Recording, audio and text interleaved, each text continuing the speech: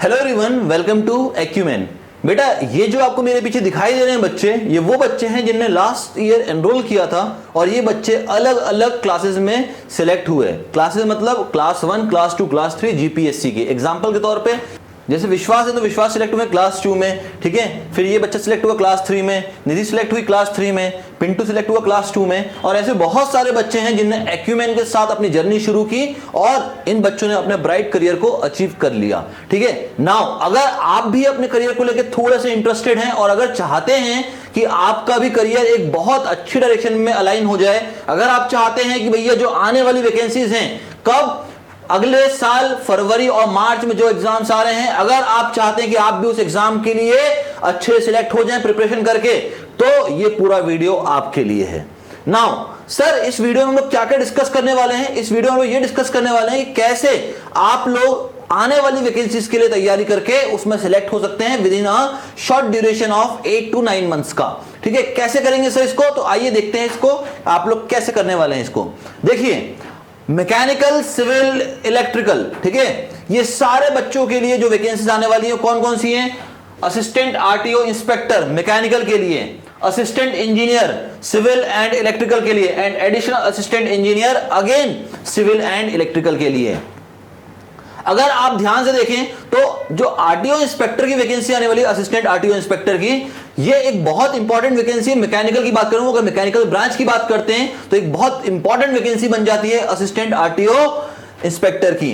Now अगर मैं civil के लिए बात करूं तो असिस्टेंट इंजीनियर यानी क्लास 2 और क्लास 3 की जो जॉब आने वाली है आपके लिए, ये बहुत इंपॉर्टेंट जॉब है बेटा, क्योंकि अगर आपने भी देखा तो इनका पे स्केल बहुत अच्छा है, क्वालिटी ऑफ लाइफ और सिक्योरिटी ऑफ फैमिली। अगर फैमिली सिक्योरिटी की बात करें, हम लोग जॉब सिक्योरिटी की बात करें, तो यहां पे ये सब कुछ अचीव होता है। तो अगर आप भी चाहते हैं इन एग्जाम्स की तैयारी करना, तो हमारा नया बैच स्टार्ट होने जा रहा है। और कौन स्टार्ट करने जा रहे हैं? उमा शंकर सर स्टार्ट करने जा रहे हैं इस बैच को, ठीक है। कौन सब्जेक्ट से स्टार्ट होने जा रहा है? तो सब्जेक्ट है आपका स्ट्रेंथ ऑफ मटेरियल, या जिसको हम लोग सॉलिड मैकेनिक्स के नाम से भी जानते हैं, ठीक है। प्योरली एई जेई बैच है, यानी असिस्टेंट इंजीनियर और जूनियर इंजीनियर, या फिर कह दें assistant engineer and additional assistant engineer के लिए ये पूरा बैच स्टार्ट होने जा रहा है। अब क्वेश्चन आता है सर, कब से स्टार्ट होने जा रहा है और कैसे हम इस बैच के लिए ज्वाइन कर सकते हैं? अगर आप चाहते हैं इस बैच को ज्वाइन करना, तो मैंने डिस्क्रिप्शन में लिंक डाला हुआ है गूगल फॉर्म का, जाइए उसे फिल करिए, मेरी टेक्निकल टीम आपको कॉल कर लेगी और बैच की पूरी इंफॉर्मेशन आपको दे दी जाएगी और आप वहां से बैच को ज्वाइन कर सकते हैं। अगर आप चाहते हैं भैया कि आपको सीधा हमें कांटेक्ट कर लेना है, तो मैंने कांटेक्ट नंबर भी यहां शो कर दिया है, आप वहां से भी कॉल करके सीधा बैच की इंफॉर्मेशन ले सकते हैं। नाउ बात आती है सर कि हम इस बैच को ज्वाइन करें क्यों? देखो, फर्स्ट ऑफ ऑल अगर मैं बात करूं ना आपको कि जब हमने जीपीएससी का सपना देखा था, जब जीपीएससी सिविल हमने स्टार्ट किया था आज से लगभग 6 से 7 साल पहले, ठीक है, तो हमने एक सपना देखा था कि यार कहीं ना बच्चों के लिए काम करना है, ठीक है, बच्चों के लिए ही काम करना और बच्चों को सिलेक्ट करवाना है। जब हमने फर्स्ट बैच स्टार्ट किया था 20 स्टूडेंट से, तो वो जर्नी से लेके आज जब हम लोग इतने सारे स्टूडेंट को ऑनलाइन पढ़ा रहे हैं, तब से लेके इस तक की जर्नी में मैंने एक चीज कांस्टेंट रखी है, बच्चों का सिलेक्शन। पहला प्रायर मोटिव ही यही था हमारा कि हम बच्चों को सिलेक्ट करवाएं, और सिलेक्ट ही हमारा सबसे प्राइमरी उद्देश्य था कि बच्चा सिलेक्ट होना चाहिए पेपर के अंदर। ये हमने सिविल के अंदर बहुत अच्छे से ऑब्टेन किया। बार बार बच्चा हमसे पूछता था कि सर मैकेनिकल कब से बैच स्टार्ट होने जा रहा है? हम लोग उसको यही कहते थे कि करेंगे मैकेनिकल का भी स्टार्ट, बट पहले सिविल को एक बहुत अच्छे से एक बेंचमार्क तक पहुंचा दें। अब सिविल अपने बेंचमार्क तक पहुंच चुका है, अब बारी आ गई है मैकेनिकल की भी। तो इस बार से हम लोग मैकेनिकल का भी ऑनलाइन और ऑफलाइन दोनों बैच स्टार्ट करने जा रहे हैं, ठीक है। और दोनों के दोनों बैचेस की स्टार्टिंग डेट सेम रहने वाली है, दोनों के दोनों बैचेस का सब्जेक्ट सेम रहने वाला है। तो यहां से अब पूरा एक नया बैच स्टार्ट होगा मैकेनिकल एंड सिविल के लिए। दोनों के लिए कॉमन सब्जेक्ट है स्ट्रेंथ ऑफ मटेरियल या फिर सॉलिड मैकेनिक्स, वहीं से हम इस बैच को स्टार्ट करेंगे। नाउ आती है बात कि सर डेट कब से स्टार्ट होने वाला है? तो जो इसकी बैच की स्टार्टिंग डेट है वो है 23 जुलाई 2024 से। इस बैच का ओरिएंटेशन है बेटा 22 जुलाई को। 22 जुलाई को इस बैच का ओरिएंटेशन हुआ कि आपको क्यों इस एग्जाम की तैयारी करनी है, कैसे इस एग्जाम की तैयारी होगी, कौन कौन से प्रोफेसर आपके साथ रहेंगे, कौन मेंटोर रहेगा आपका इस पूरी जर्नी में, ये पूरा चीज बताया जाएगा। कब? 22 जुलाई को, ठीक है। 22 जुलाई को शाम को आपको ओरिएंटेशन सेशन अटेंड करना पड़ेगा, जितने बच्चे ज्वाइन कर लेंगे। जो बच्चे ज्वाइन नहीं कर पाएंगे उनका ओरिएंटेशन सेशन नहीं हो पाएगा, ठीक है, क्योंकि वो उन्हीं लोगों के लिए स्पेसिफिकली दिया गया है जो बच्चा ज्वाइन कर लेता है, चाहे वो ऑनलाइन बैच हो चाहे वो ऑफलाइन बैच हो। नाउ बात आती है सर बैच स्टार्ट होने जा रहा है 23 जुलाई से, तो टाइमिंग क्या रहेगा? तो टाइमिंग रहेगा 7 PM to 9 PM। Convenient timing है हर बच्चे के लिए। जो बच्चा कॉलेज गोइंग है उसके लिए भी कन्वीनियंट टाइमिंग है, जो बच्चा पास आउट हो चुका है उसके लिए भी कन्वीनियंट टाइम है, और जो ऑलरेडी पास आउट थे और जो जॉब कर रहे हैं उनके लिए भी कन्वीनियंट टाइम है 7 to 9 PM का। नाउ एक बहुत इंपॉर्टेंट नोट लिखा मैंने यहां पे, those who are interested for the batch kindly fill the Google form given in the description box. तो आपको डिस्क्रिप्शन बॉक्स में लिंक दी हुई है, अगर आप बैच ज्वाइन करना चाहते हैं सीधा फॉर्म को फिल करिए, मेरी टेक्निकल टीम कॉल कर लेगी। बात आती है सर हमारे मेंटोर्स कौन कौन रहेंगे इस पूरी जर्नी के दौरान। मेंटोर का काम क्या होता है? देखो एक सिंपल सा भाई हिसाब किताब है कि अगर आपने कितना भी अच्छा पढ़ लिया पर अगर आपको किसी ने गाइड ही नहीं किया कि भाई जाना किस तरफ है, आपके पूरे फ्यूचर को अलाइन ही नहीं किया गया, तो आप कभी सिलेक्ट हो ही नहीं पाएंगे, आप हमेशा 1 या 2 नंबर से रह जाएंगे। बार बार एक ही चीज का दुख होता है हमें कि हम 1 नंबर या 2 नंबर से रह गए इस बार एग्जाम में। और देखो अगर 15-20 नंबर से रहे ना तो भी समझ में आता है कि हमने पढ़ाई कम की थी, बट अगर 1-2 नंबर से रह जाते हैं तो बहुत दुख होता है कि यार काश मेरे 2 नंबर ज्यादा आ गए होते और मैं सिलेक्ट हो जाता।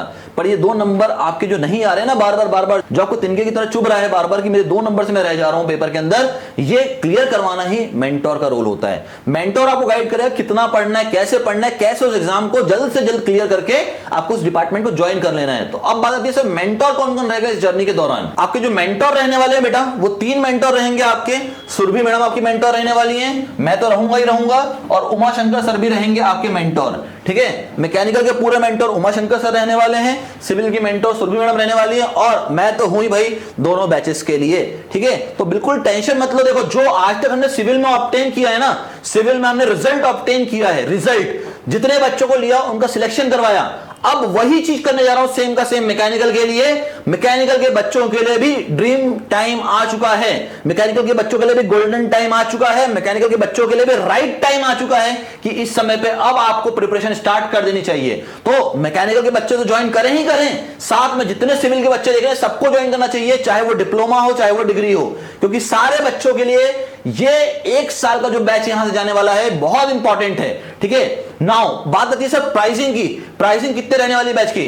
प्राइसिंग इतनी अफोर्डेबल रहेगी कि आप सब उस प्राइस को अफोर्ड कर सकते हैं। ठीक है, इसके बाद भी कोई दिक्कत जाती है आप मुझसे कांटेक्ट करिए, मैं हूं आपके लिए। मुकेश राय हमेशा आपके लिए रहेगा, एंड तक रहेगा इस जर्नी में, आपके साथ एंड तक रहूंगा जब तक आपका सिलेक्शन हो नहीं जाता। पर सबके सब फटाफट से अपना डिसीजन बनाओ। ठीक है, स्टार्ट करो बैच के अंदर जल्दी से एनरोल करना, ताकि आप लोगों को मैं फटाफट से इस आने वाली वैकेंसी के अंदर सिलेक्ट करवा पाऊं, क्योंकि मुझे भी एक टाइम पीरियड चाहिए ना भाई। लोग बोलते हैं ना कि 3 महीने में पेपर क्लियर करवा देंगे, 3 महीने में कोई पेपर क्लियर नहीं होता, 3 महीने में बेवकूफ बन सकते हैं हम। ठीक है, एक्चुअल जो प्रिपरेशन होती है वो 9 महीने से लेकर 12 महीने की प्रिपरेशन होती है, जहां पे आप अपने एग्जाम को क्लियर कर सकते हैं। मैं बस उसी के लिए आपको यहां पे उस चीज को बताने आया हूं। तो वापस से एक बार अपने लिए सोचिए और फटाफट से बैच के अंदर एनरोल करके प्रिपरेशन को स्टार्ट करिए। ठीक है, क्योंकि अगर समय निकल गया ना बेटा तो फिर वही कहानी है, क्या चिड़िया चुग गई खेत फिर पछतावे क्या फायदा। भाई जब चिड़िया ही चुग गई खेत तो अब पछतावे कोई फायदा ही नहीं। जब समय निकल ही गया उस चीज का तो पछताने का कोई फायदा नहीं कि काश मैंने उस समय पढ़ लिया होता, काश मैंने ये मेहनत कर ली होती, काश मैंने मुकेश सर की बात सुन ली होती। तो काश तो ऐसे बहुत सारे जीवन में आते हैं, काश हमने आज बात मान ली होती सर की और हमने प्रिपरेशन स्टार्ट कर दिया था, काश हमने वो चीज मान ली होती सर की जो सर ने बोला था और हम सिलेक्ट हो गए होते। तो ये काश जो आ रहा है ना बार बार, ये हट जाएगा भाई अगर आपने प्रिपरेशन ढंग से कर ली तो। समझ में आ रही है बात? तो ऑन दिस पॉजिटिव नोट इस पूरे वीडियो को यहीं खत्म करता हूं, बट हर बच्चे को बोलता हूं अगर अपने करियर को लेके 1% भी सीरियस होना, 1% भी सीरियस कि हां मुझे गवर्नमेंट जॉब के अंदर सिलेक्ट होना है। ठीक है, गवर्नमेंट जॉब के अंदर इसलिए सिलेक्ट मत हो कि छुट्टियां बहुत है, पैसे बहुत है, जॉब सिक्योरिटी बहुत है। अरे ये सब तो है ही भाई, ये तो रहेगा ही यहां पे, बट मेन उद्देश्य क्या होना चाहिए? अपने देश का और अपने स्टेट का डेवलपमेंट, तभी सब आपको एक बहुत बेहतरीन इंजीनियर मानेंगे। ऑन दिस पॉजिटिव नोट इस वीडियो खत्म करते हैं, मिलते हैं नेक्स्ट वीडियो में। Till then bye bye everyone and thanks for your time.